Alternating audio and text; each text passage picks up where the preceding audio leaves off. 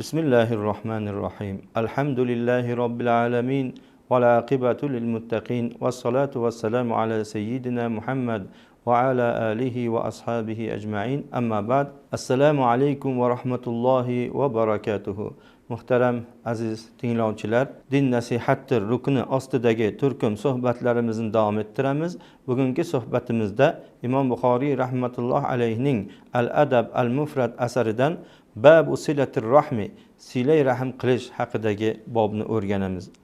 عن أبي أيوب الأنصاري أن أعرابيا عرض للنبي صلى الله عليه وسلم في مسيرة فقال أخبرني ما يقربني من الجنة ويباعدني من النار قال تعبد الله ولا تشرك به شيئا وتقيم الصلاة وتؤتي الزكاة وتصل الرحم.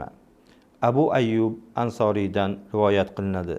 Bir arobiy yo'lda Nabiy sallallohu alayhi vasallamga ro'para kelib, meni jannatga yaqinlashtiradigan va do'zaxdan uzoqlashtiradigan narsani xabar bering dedi.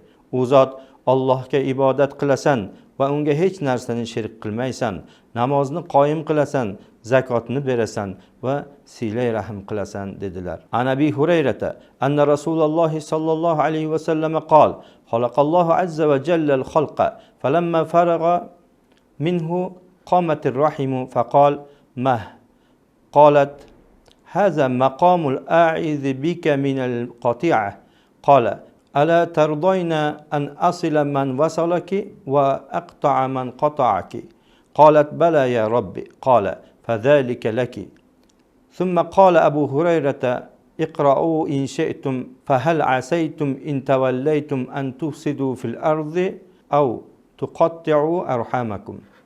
Abu Hurayradan rivoyat qilinadi. Rasululloh sallallohu alayhi vasallam bunday dedilar: Alloh azza va jalla maxluqotni yaratgach, silay rahim o'rnidan turdi. U zot joyingda tur dedi. Silay rahim bu uzilishdan sendan panoh so'rovchining o'rnidan turishidir dedi. U zot seni ulagan kishini ulashim va seni uzgan kishini uzishimga rozi bo'lmaysanmi dedi. U ey Robbim rozi bo'laman dedi. U zot unday bo'lsa mana shu senga dedi.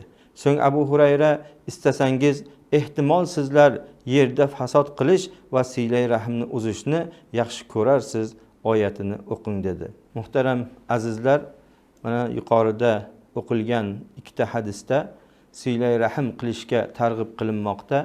Albatta har bir mo'min musulmon jamiyatda qo'ni qo'shni, qarindosh urug'lar va boshqa muhtoj kishilar bilan silay rahim qilishligi marg'ub va matlub ishdir va shariatimiz buyurgan ishdir.